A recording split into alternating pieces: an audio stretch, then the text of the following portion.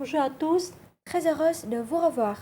La pagode de Tiantarensai est située dans le 3e arrondissement de Ho Chi Minh Ville.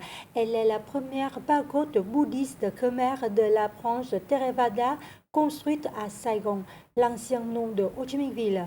Dans le focus de cette semaine, nous vous invitons à admirer cet ancien ouvrage au cœur de Ho Chi Minh Ville. Mais tout d'abord, place à l'actualité de la semaine.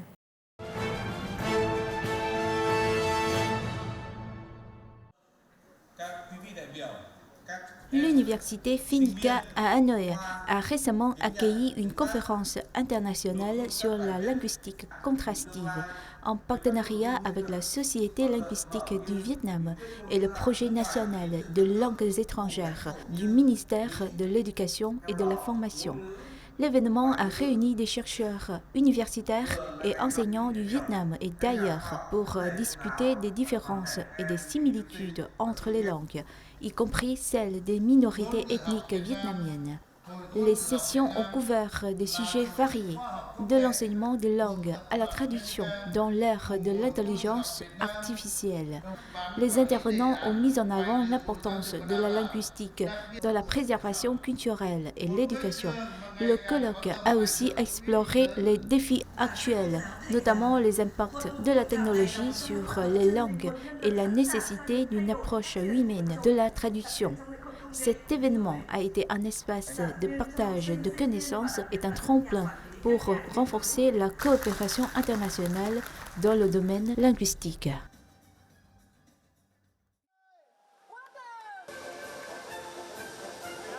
Le festival gastronomique de Hanoï 2024 a eu lieu du 29 novembre au 1er décembre au Parc Thống Nhất dans la capitale Hanoï. Sous le thème Hanoï Connect les 5 continents, l'événement a présenté la gastronomie de la capitale vietnamienne aux amis internationaux et nationaux, avec la participation de plus de 80 stands qui ont invité les visiteurs à un voyage gustatif. Point d'or de l'édition 2024, le programme Feu de Hanoï et application numérique qui a mis en avant le feu traditionnel de Hanoï et a offert au public un regard totalement nouveau sur l'application des technologies et la transformation numérique dans l'industrie gastronomique vietnamienne. Depuis 2017, le 12 décembre a été choisi comme journée nationale du feu, véritable symbole de la culture culinaire vietnamienne. Le feu figure également dans la liste des 100 plats les plus populaires au monde, établie par le magazine alimentaire international Taste Atlas. La liberté de croyance et de religion est l'un des droits universels de la personne garantis au Vietnam. Malgré les tentatives de certains de déformer cette réalité, la vie spirituelle des habitants est de plus en plus dynamique. Tel est le thème du courrier du Vietnam numéro 50. Enracinée dans une histoire riche et complexe, la liberté religieuse au Vietnam s'est construite sur la base d'un dialogue permanent entre l'État et les communautés religieuses. Le pays a ratifié de nombreux documents juridiques internationaux relatifs aux droits de l'homme, notamment la Déclaration universelle des droits de l'homme, DUDH, de 1948, dont l'article 18 a établi pour la première fois dans le droit international la liberté de pensée, de conscience et de religion. Dans ce numéro, le Courrier du Vietnam publie également un article pour démasquer la soi-disant secte protestante Dega, dont le visage peut être trompeur. Elle se présente comme une organisation religieuse, mais agit en réalité en tant qu'entité réactionnaire. De nombreuses personnes trop crédules ont été victimes et instruments de ces tentatives de sabotage de la révolution vietnamienne. Face à cette situation, les autorités locales de Tay Nguyen, en collaboration avec les forces armées, ont mis en place depuis plusieurs années des modèles innovants pour lutter contre les tentatives de sabotage de Dega, en lien avec l'application des politiques du parti concernant les minorités ethniques et la religion, ainsi que les politiques de développement économique et de protection sociale. À Ça Lai, après avoir pris conscience de la véritable nature de la secte protestante de Dega, de nombreuses personnes ont décidé de rompre avec elle pour reconstruire leur vie. Elles sont ainsi devenues des ambassadeurs de la solidarité au sein de leur village. Pour plus d'informations, consultez le courrier du Vietnam numéro 50 ou accédez au site lecourrier.vn.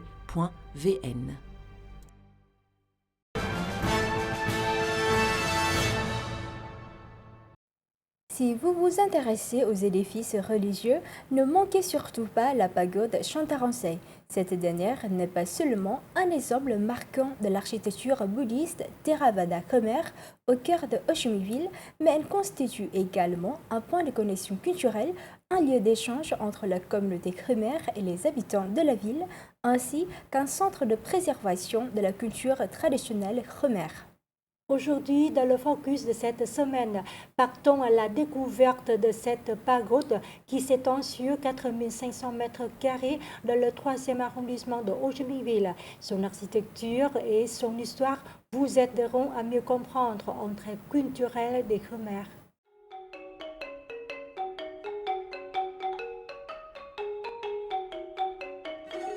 La pagode Chantaransei est située dans le 3e arrondissement de Ho Chi Minh Ville. Elle est la première pagode bouddhiste primaire de la branche Theravada construite à Saigon, l'ancien nom de Ho Chi Minh Ville. Son nom, Chantaransei, signifie « lumière de la lune » en primaire.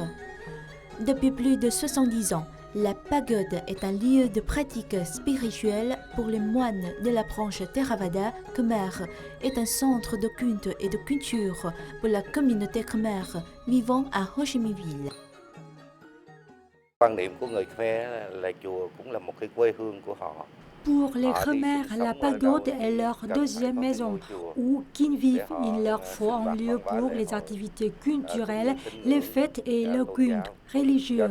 À l'époque, la communauté Khmer de Saigon, aujourd'hui Ho Chi Minh Ville, était très nombreuse. Certains venaient s'installer ici, d'autres surveillaient leurs maris, soldats français à l'époque, et s'étaient établis en grand nombre.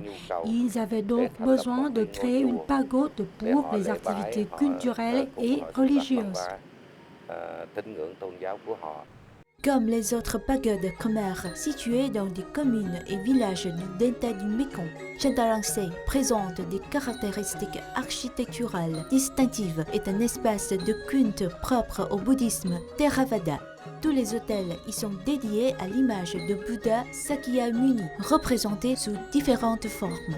Dans le complexe architectural de 4500 mètres carrés de la pagode, le bâtiment principal se distingue par son orientation vers l'est, direction du soleil levant, celle où le Bouddha a atteint l'illumination lors de la pleine lune de Vesak. L'ensemble du bâtiment principal repose sur une plateforme élevée, plus haute que les autres structures de la pagode, symbolisant la montagne sacrée Meru de la mythologie hindoue. L'architecture et les décorations intérieures de la pagode illustrent clairement la fusion du bouddhisme, de l'hindouisme et de la culture folklorique du sud du pays. Le toit du bâtiment principal est à 3 niveaux, avec 3 tours représentant les 3 joyaux Triratna du bouddhisme. Chaque tour est construite en 3 niveaux, symbolisant les 8 sentiers nobles, tandis que leur sommet représente le nirvana. 4 portes latérales permettent d'accéder à l'intérieur de la pagode, dont le plafond est haut et spacieux, décoré de fresques diverses représentant le Bouddha. Au centre se trouve un autel dédié à l'image du Bouddha, disposé en 5 niveaux, du plus bas au plus haut, avec des statues de tailles différentes représentant des moments clés de la vie du Bouddha.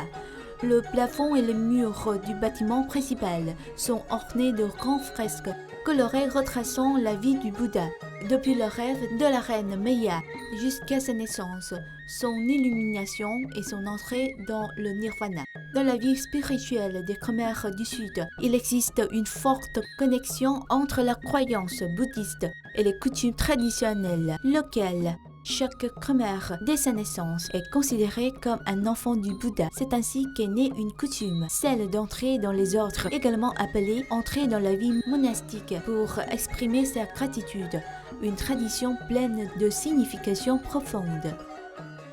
La pagode n'est pas seulement un édifice marquant l'architecture du bouddhisme Theravada khmer, mais elle constitue également un point de connexion culturelle, un lieu d'échange entre la communauté khmer et les habitants de la ville, ainsi qu'un centre de préservation de la culture traditionnelle khmer. Elle sert également de résidence pour des étudiants poursuivant des études universitaires ou des pratiques religieuses à Ho Chi Minh Ville. Je suis très fière d'étudier ici. Ce temple est un lieu riche en culture et en tradition. Ici, je suis hébergée et je suis dans les meilleures conditions pour étudier. La pagode Chantaransei continue de jouer un rôle essentiel en étant un point de connexion qui préserve les coutumes et le mode de vie traditionnel des Khmers en milieu urbain. Ainsi, elle contribue à offrir aux jeunes générations khmères une orientation dans leurs pratiques culturelles, suivant les traditions de leur peuple, tout en participant à la préservation et au développement de l'identité culturelle vietnamienne.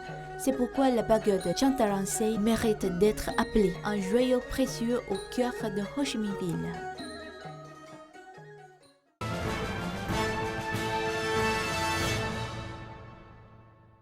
Nous venons de découvrir une pagode khmer au cœur de Ho Chi Minh Ville. Et maintenant, nous vous invitons à vous rapprocher d'un autre aspect de la culture khmer, la production de sucre de palme.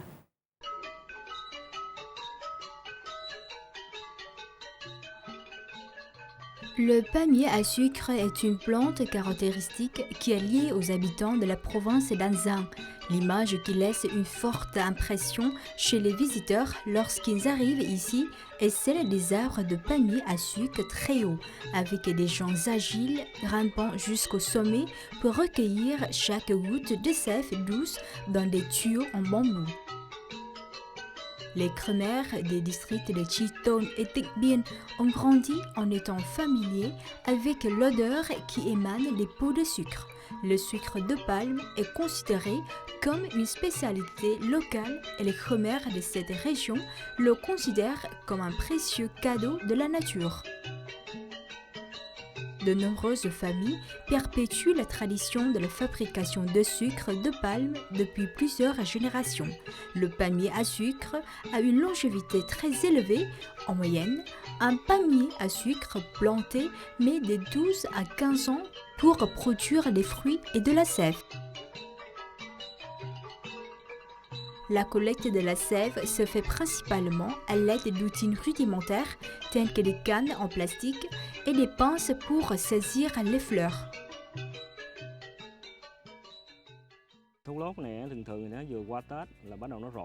En général, les fleurs de palmier à sucre commencent à se former après le nouvel an lunaire et c'est à ce moment-là que commence la collecte. Les mois de janvier et février sont les plus chargés. Après mars, cela diminue progressivement et en avril, il peut ne plus y avoir de sève. L'habileté et l'expérience de la personne qui effectue cette tâche sont cruciales pour maximiser la production de sève et il faut aussi adapter la technique selon l'état de chaque arbre. Après quelques jours, on taille les fleurs pour récolter la sève. La durée du travail varie en fonction de la période, mais en haute saison, je me lève entre 4 et 5 heures du matin et je travaille jusqu'à midi. Puis, je fais une pause pour le déjeuner avant de reprendre à 14 heures et de travailler jusqu'à 20 ou 21 heures.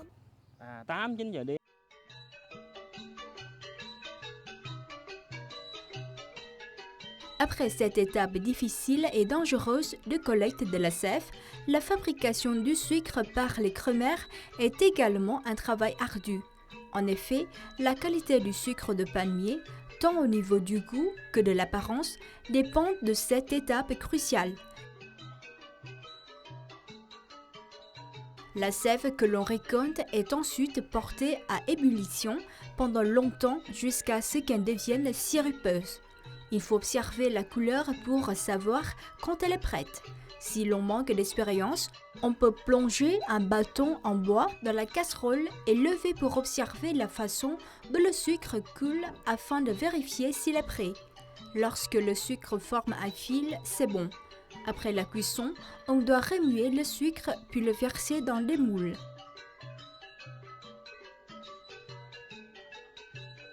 La fabrication traditionnelle de sucre de palmier par les Khmers d'Azin est une tradition profondément ancrée dans le terroir du sud-ouest du Vietnam. Le sucre de palmier des Khmers est non seulement apprécié des consommateurs vietnamiens, mais aussi très prisé à l'international, en raison de ses arômes délicieux et de son caractère unique.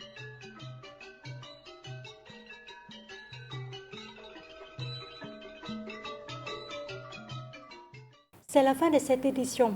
Merci pour votre fidélité et Et à la semaine prochaine.